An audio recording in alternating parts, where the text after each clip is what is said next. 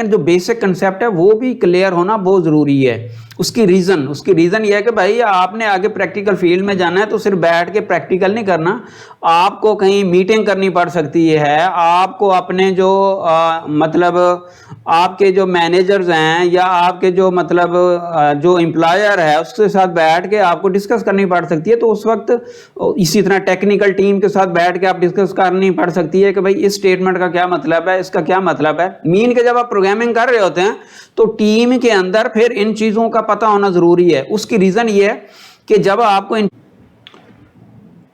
आऊज़ुबिल्लाहिमिनश्शैतानिर्रजीम बिस्मिल्लाहिर्रहमानिर्रहीम अस्सलामु अलैकुम वरहमतुल्लाहि वबरकातुहू। व्यूअर्स, मैं हूं मोहम्मद नदीम और आप देख रहे हैं एचटेक ITO एजुकेशन। व्यूअर्स, हमारा C++ प्रोग्रामिंग ट्यूटोरियल उसका सिलसिला जारी है और आज हम इंशाअल्लाह इसका पार्ट 3 देखेंगे।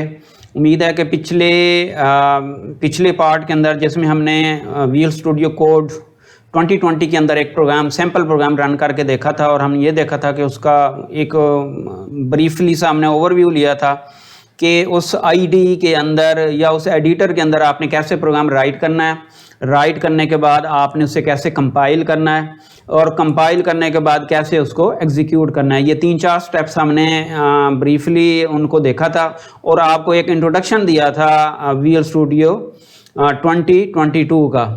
तो उसमें अगर कोई प्रॉब्लम हो तो आप अपना कमेंट्स में डाल सकते हैं। उससे रिलेटेड फर्दर अगर विजुअल स्टूडियो कोड में अगर कोई प्रॉब्लम है तो उससे रिलेटेड फर्दर मैं आपको डिटेल दे सकता हूं। तो आज हम मज़ीद बढ़ते हैं C++ प्रोग्रामिंग की तरफ और हम आज वो जो प्रोग्राम हमने लास्ट टाइम एग्जीक्यूट किया है उसकी थोड़ी डिटेल देखेंगे कि उनमें से जो उसका बेसिक स्ट्रक्चर है वो कैसे होता है। तो चलिए आज के टॉपिक की तरफ चलते हैं और देखते हैं कि C++ प्रोग्राम का जो बेसिक स्ट्रक्चर है वो कैसे होता है।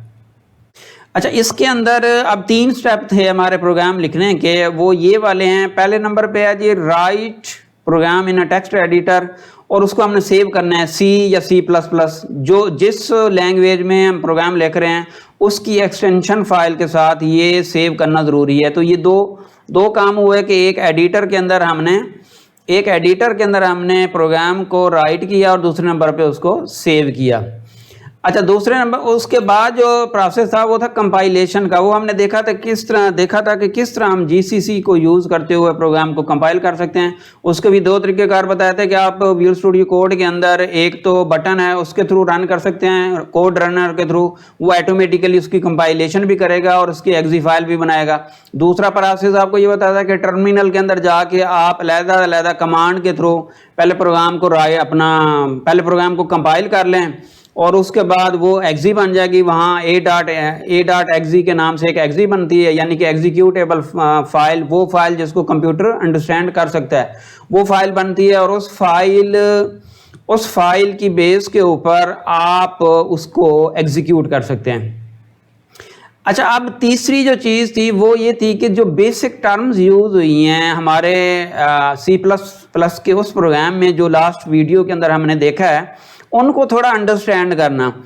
ये देखें, अक्सर जो ट्रेनर हैं वो ये करते हैं कि वो सिंपली जी एडिटर ओपन कर लिया, एडिटर ओपन करके जी वो आपको बताया जा रहे हैं जी ये लाइन लिख लें, ये लाइन लिख लें, यूं कर लें और इसका ये पर्पज़ है। लेकिन वो यूं कह लेंगे, फिर वो प्रैक्टिकली तो किसी हद तक आपको करना आएगा, लेकिन जो बेसिक कंसेप्ट है वो भी क्लियर होना बहुत ज़रूरी है। उसकी रीज़न ये है कि भाई आपने आगे प्रैक्टिकल फील्ड में जाना है तो सिर्फ बैठ के प्रैक्टिकल नहीं करना, आपको कहीं मीटिंग करनी पड़ सकती है, आपको अपने जो मतलब आपके जो मैनेजर्स हैं या आपके जो मतलब जो एम्प्लॉयर है उसके साथ बैठ के आपको डिस्कस करनी पड़ सकती है। तो उस वक्त इसी तरह टेक्निकल टीम के साथ बैठ के आप डिस्कस करनी पड़ सकती है कि भाई इस स्टेटमेंट का क्या मतलब है, इसका क्या मतलब है। मीन के जब आप प्रोग्रामिंग कर रहे होते हैं तो टीम के अंदर फिर इन चीज़ों का पता होना ज़रूरी है। उसकी रीज़न ये है कि जब आपको इन चीज़ों का पता होगा तो फिर प्रोग्राम को कोड करने में आपको ये बहुत आसानी होगी कि हाँ जी ये स्टेटमेंट का इसका ये पर्पज़ है, ये स्टेटमेंट यहाँ पे लिखनी है, ये नहीं लिखनी। दूसरे नंबर पे एक और चीज़ ध्यान में रखिएगा, एक ख़ास टिप देने जा रहा हूँ कि what to do and how to do, ये 2 फिक्रे मेरे जहन में रखिएगा। इंशाल्लाह ये ज़िंदगी में आपको काम आएंगे कि पहले जब आप प्रोग्राम लिखने जा रहे हैं तो पहले अच्छी तरह क्लियर कर लें, रिक्वायरमेंट क्लियर कर लें कि आपने जो प्रोग्राम बनाना है उसमें करना क्या है। उसका हर स्टेप एक सीक्वेंस वाइज, हाँ जी पहले नंबर पे ये करना है, दूसरे नंबर पे ये करना है, तीसरे नंबर पे ये, और उसके बाद फिर ये काम होगा, जाहिर है जो रिक्वायरमेंट देने वाला है उसके साथ डिस्कशन से होगा, वहां पे सवाल आपने पुट करने हैं। ये नहीं कि ब्लाइंडली आपने रिक्वायरमेंट ले ली और उसके बाद प्रोग्राम भी नहीं प्रोग्राम बनाते हुए फिर 10 सवाल खड़े होगा, ऐसे नहीं होना, ऐसे फिर प्रॉब्लम हो जाएगी। उसकी रीज़न ये होती है कि जब रिक्वायरमेंट लेते हैं तो फिर हमें एस्टिमेट भी एक थोड़ा सा देना होता है कि जी हाँ जी इतने एस्टिमेट में ये प्रोग्राम बन जाएगा। अगर पहले आप इन चीज़ों के ऊपर नहीं सोचेंगे रिक्वायरमेंट के ऊपर, तो बाद में फिर प्रॉब्लम होगा। तो अब वो उस वक्त पॉसिबल होगा जब आपको टेक्नोलॉजी की, मतलब उस जिस लैंग्वेज के अंदर प्रोग्राम बनाने जा रहे हैं उसकी टेक्नोलॉजी का आइडिया होगा, और वो आइडिया उसी वक्त ही होगा जब आप उनकी स्टेटमेंट से कि हाँ जी ये स्टेटमेंट एप्लीकेबल है, ये नहीं है, ये 100% एज इट इज चल जाएगा, या इसका मुझे कोई वर्क अराउंड ढूंढना पड़ेगा। तो ये सारी चीज़ें उस वक्त आएंगी जब आप प्रोग्रामिंग लैंग्वेज को अच्छी तरह, उसकी जो इंस्ट्रक्शंस हैं, उसके जो कीवर्ड्स हैं और उसकी जो टर्मिनोलॉजी है उसको अच्छी तरीके समझेंगे। तो आज हम इंशाल्लाह इसी चीज़ को लेके आगे चलेंगे और हम प्रोग्राम के अंदर ये डिस्कस करेंगे कि जो हमने लास्ट टाइम प्रोग्राम बनाया है, ये जो हमने लास्ट टाइम प्रोग्राम आपने देखा था, ये जिसको मैं हाईलाइट कर रहा हूँ, प्रोग्राम 01.cpp, इसके अंदर ना कुछ हमने स्टेटमेंट लिखी थी। वो प्रोग्राम उस फाइल के अंदर ये स्टेटमेंट्स हमने कुछ लिखी थी कि पहले नंबर पे हमने ये नंबर साइन इंक्लूड आयोस्ट्रीम, फिर उसके बाद नेम स्पेस, फिर ये और ये। अब ये जो बिगनिंग लेवल पे उनके लिए समझना बहुत बहुत ज़रूरी है, या वो मेरे भाई जो प्रोग्रामिंग तो जानते हैं लेकिन इन चीज़ों का नहीं पता, अगर वो प्रोफेशनल फील्ड में ऑलरेडी हैं लेकिन अगर वो ये वीडियो देख रहे हैं तो उनके लिए भी ये ज़रूरी होगा कि उनको इसके बारे में अंडरस्टैंडिंग हो। अब इसमें हम इसी तरह आगे, तो इसमें अब ये हम 1 बाय 1 हर एक पॉइंट को लेंगे और इसको डिस्कस करेंगे कि C++ प्रोग्रामिंग के अंदर इनका क्या मतलब है। अच्छा, सबसे पहले आप ये देखें कि आपके पास यहाँ पे सबसे ऊपर मैंने जो लिखा था हेडर फाइल में, ये जो मैंने अभी लिखा हुआ है, ये देखें, इसमें ना यहाँ पे आपको /2 लिखे हुए नज़र आ रहे हैं, और जो ही / लिखते हैं तो आगे सारा एरिया ग्रीन हो जाता है। और इसका ख़ास मतलब है, इसका मतलब ये है कि C++ प्रोग्रामिंग के अंदर ये इनको हम बोलते हैं कमेंट्स का मतलब ये है कि बाज़ औक़ात प्रोग्राम के अंदर, बल्कि ये एक अच्छी प्रैक्टिस होती है कि प्रोग्राम के अंदर आप क्या करते हैं कि प्रोग्राम के अंदर आप कोड को, ताकि बाद में अगर फ़र्ज़ किया हंड्रेड्स ऑफ लाइन्स का कोड है या थाउजेंड्स ऑफ लाइन का कोड है, तो जो काम आप करने जा रहे हैं उसका थोड़ा सा उसका इंट्रो लिखते हैं और इसको टेक्स्ट फॉर्मेट में लिख दिया जाता है। और कंपाइलर, जब आप ये 2 दफ़ा आप ये स्लैश डाल देंगे, / डाल देंगे, तो कंपाइलर वो अंडरस्टैंड कर लेगा कि इस जो ये वाली जो स्टेटमेंट है इसको हमने इग्नोर कर देना है। अच्छा, इसी तरह इसमें 2 तरीक़ेकार हो सकते हैं, एक तो ये वाला और एक ये वाला। आपके पास स्लैश डालें, उसके बाद स्टैरिक डालें और उसके अंदर जितना भी कमेंट्स लिखेंगे वो आपका कमेंट ही होगा। अच्छा, एक तो ये प्रोग्राम के अंदर हमने कमेंट्स की बात कर ली। दूसरे नंबर पे है जी नंबर साइन। अब ये देखें, प्रोग्राम के अंदर ना आगे मैंने एक स्टेटमेंट लिखी है नंबर साइन इंक्लूड। सबसे पहले नंबर पे तो नंबर साइन को देख लें कि प्रोग्राम के अंदर, C++ प्रोग्रामिंग के अंदर जहाँ कहीं पे भी आप नंबर साइन डायरेक्टिव देंगे, इसको डायरेक्टिव हम कह सकते हैं। जब हम ये डायरेक्टिव लिखेंगे या ये स्टेटमेंट लिखेंगे, उसको जो है उसकी जो प्रोसेसिंग है वो एक अलहदा प्रोग्राम करेगा, उसको हम बोलते हैं प्री प्रोसेसर। मतलब प्रोसेसिंग से पहले एक प्रोसेसर होता है जिसको हम बोलते हैं प्री प्रोसेसर। अब ये एक प्रोग्राम है और इसको कॉल, इन्वो का मतलब कॉल, इसको कॉल कौन करेगा? कंपाइलर करेगा, ठीक है। अब ये डायरेक्टिव कोई भी हो सकती है, तो ये एक चीज़ ध्यान में रखिएगा कि ये बेसिकली एक इंस्ट्रक्शन है या एक डायरेक्शन है, किसके लिए? कंपाइलर के लिए, कि आगे हम कुछ काम करने जा रहे हैं। अब जिस तरह हमने आगे जो नंबर साइन के बाद हमने लिखा इंक्लूड, ठीक है जी। अब ये नंबर साइन कंपाइलर को, पहले कंपाइलर ने ये पढ़ा कि यहाँ पे नंबर साइन आ गया, इस साइन के बाद हमने लिख दिया इंक्लूड, तो उसे पता चल गया कि ये जो डायरेक्टिव है वो जाहिर है नंबर साइन के बाद देखेगा कि डायरेक्टिव कौन सी है, तो वो ये देखेगा कि भाई इंक्लूड करना है। इंक्लूड क्या करना है वो आगे आएगा। तो ये जो इंक्लूड डायरेक्टिव है बेसिकली ये टेल्स द कंपाइलर कि आप एक फाइल को इंक्लूड करने जा रहे हैं हमारे इस प्रोग्राम के अंदर। मीन्स कि जब ये प्रोग्राम हमारा एग्जीक्यूट होगा तो ये वाली जो फाइल है ये हमारे प्रोग्राम का पार्ट होगी, तब भी वो प्रोग्राम एग्जीक्यूट होगा, अदरवाइज नहीं होगा। अच्छा, अब उसके बाद फिर हमने देखा कि हमने लिखा हेडर फाइल आईओ स्ट्रीम। ठीक है जी।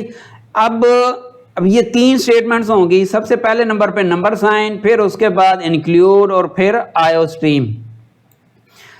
अब ये तीनों चीजें मिल के कंपाइलर को ये बता रही हैं कि हमने एक आईओ स्ट्रीम फाइल इंक्लूड करनी है इस प्रोग्राम के अंदर। ठीक है जी।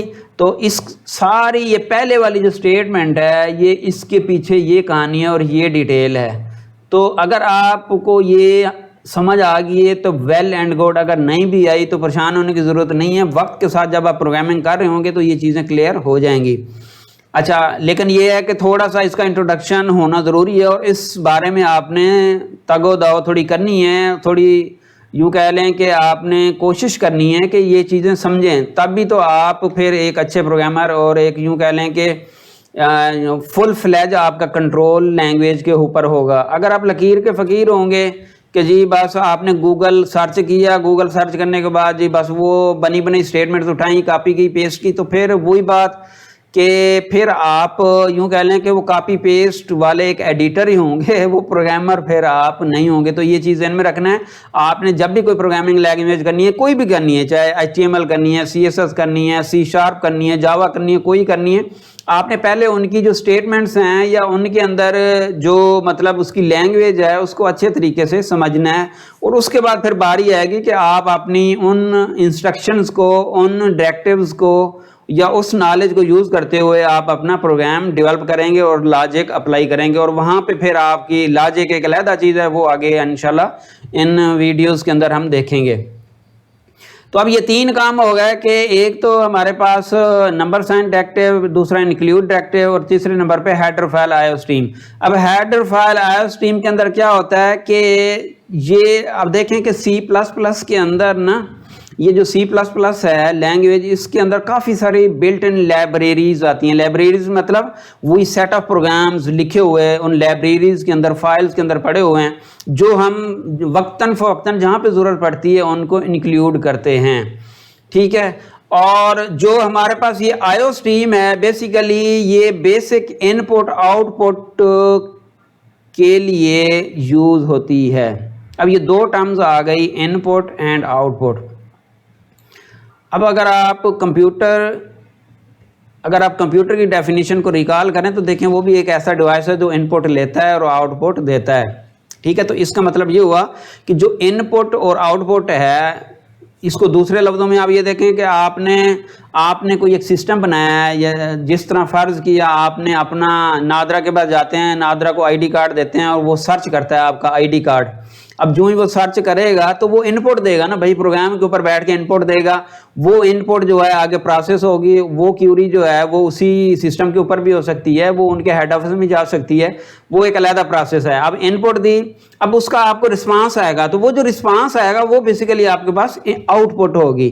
तो ये जो आईओ स्ट्रीम है C++ के अंदर, ये भी आपके पास जो बेसिक इनपुट आउटपुट जो फंक्शंस होते हैं या जो चीज़ों को परफॉर्म करना होता है उसके लिए काम होता है। और ये दोनों कीवर्ड्स, इनको हम कह सकते हैं are the most basic methods of taking input and input in C++ program. तो ये तो यूँ कह लें कि हमारा जो पहले वाली जो लाइन है आपके पास, नंबर इंक्लूड आईओ स्ट्रीम, ये उसकी एक्सप्लेनेशन होगी। उम्मीद है कि आपको ये अच्छी तरह समझ आई होगी। अब आगे चलते हैं और आगे हम देखते हैं कि हमारे पास दूसरी जो लाइन है वो है using name space. Using name space STD।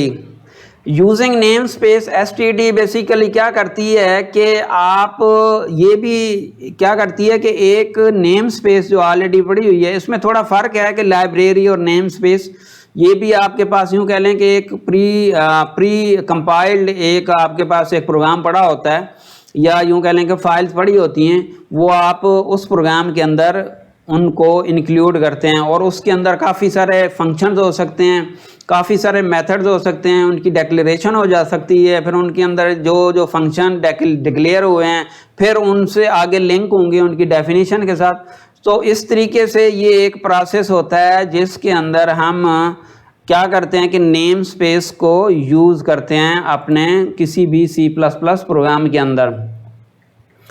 और ये बहुत ज़्यादा इम्पॉर्टेंट होता है, उसकी रीज़न ये है कि आगे प्रोग्राम की जो इंस्ट्रक्शंस होंगी जो आप आगे यूज़ करेंगे, जिस तरह हमारे पास नीचे एक सी आउट एक इंस्ट्रक्शन आपको यहाँ पे नज़र आ रही है, तो ये जो सी आउट इंस्ट्रक्शन है ये बेसिकली वो उसी std नेम स्पेस के अंदर डिफाइंड है, डिक्लेयर है और डिफाइंड है। अब प्रोग्राम को कैसे पता चलता है? वो ऐसे पता चलता है कि ऊपर हमने यूजिंग जो मतलब यूजिंग के थ्रू से इंक्लूड कर लिया और इसने कंपाइलर को ये बता दिया कि आपने इसको यहाँ पे यूज़ करना है। अच्छा, अब अगर आप इसको इंक्लूड ना करें तो फिर दूसरा लिया कि नीचे आप आप सिंपल std लगाएं, std लगा के तो उसके ऊपर आप यहाँ पे फ़र्ज़ किया अगर ये मैं कर दूँ std लिख दूं और 2 दफ़ा आपका कॉलन लगा दूं, तो अब ये इसकी ज़रूरत नहीं है। इसका मतलब ये है कि अब हमने डायरेक्ट उसको वहाँ पे कॉल कर दिया और कंपाइलर को यहीं पता चल जाता है कि ठीक है जी ये उसको फिर उसको इंक्लूड करने की ज़रूरत नहीं है। ऑलरेडी रेफरेंस जो हमारी इंस्टॉलेशन डायरेक्टरी होती है उसके अंदर पड़ा होता है। फिर मज़ीद आगे इसकी आगे डिटेल देखेंगे नेम स्पेस की इंशाअल्लाह। तो अभी तक समझने के लिए मेरे ख्याल में इतना काफ़ी है कि करंट प्रोग्राम के अंदर आप इसको इंपोर्ट करते हैं, ठीक है।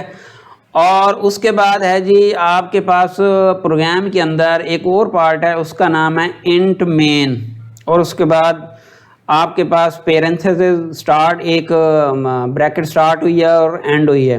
इसका मतलब ये है कि यहाँ पे हमने एक फंक्शन डिक्लेयर किया है जिसका नाम है मेन, और उसकी जो रिटर्न टाइप है वो है इंटीजर। और पेरेंथेसिस का भी एक मतलब होता है, अगर कोई पैरामीटर्स देने होते हैं तो इसके अंदर डिफाइन होते हैं, वो आगे जब हम फंक्शंस के बारे में पढ़ेंगे तो उसमें आएगा।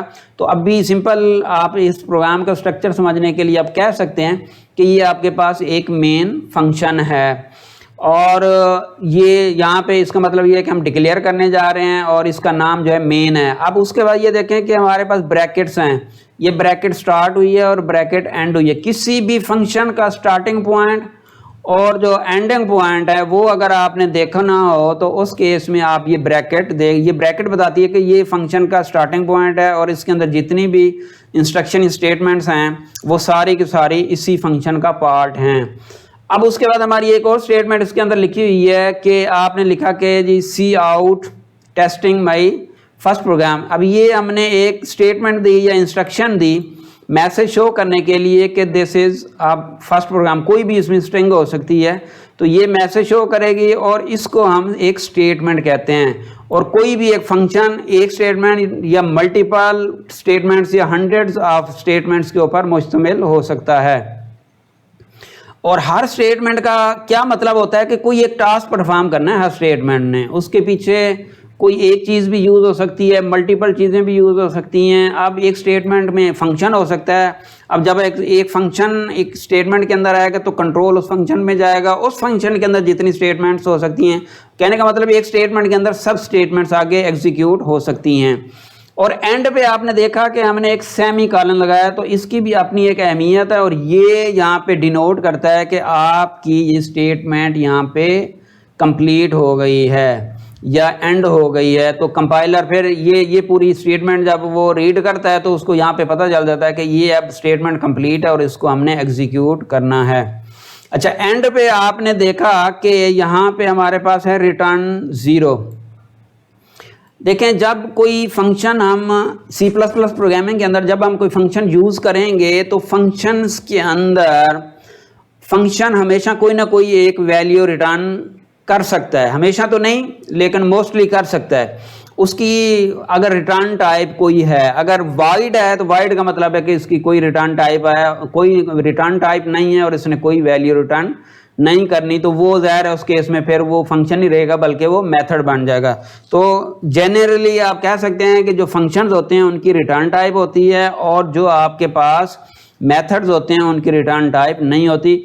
तो जब आपकी ये एग्जीक्यूशन मुकम्मल हो रही होगी तो एंड पे ये एक्सपेक्ट करता है, अगर आप ये रिटर्न 0 नहीं डालेंगे तो एरर आएगा, क्योंकि रीज़न ये है कि जो फंक्शन आपने डिक्लेयर किया था आपने बताया कि ये फंक्शन एक वैल्यू रिटर्न करेगा जिसकी टाइप इंटीजर होगी, तो इसलिए यहाँ पे ये स्टेटमेंट देना ज़रूरी है। तो ये तो था basic structure of C++ program. तो उम्मीद है कि आपको ये अच्छे तरीके समझ आया होगा। एंड पे दुआ है कि अल्लाह ताला हम सब के हलाल रिज़्क में बरकत अता फरमाए और अल्लाह ताला हमें अपने सिवा किसी का मोहताज ना करे। इन दुआओं के साथ अल्लाह हाफिज़, मिलते हैं इंशाल्लाह नेक्स्ट वीडियो में। अनटिल देन अल्लाह हाफिज़।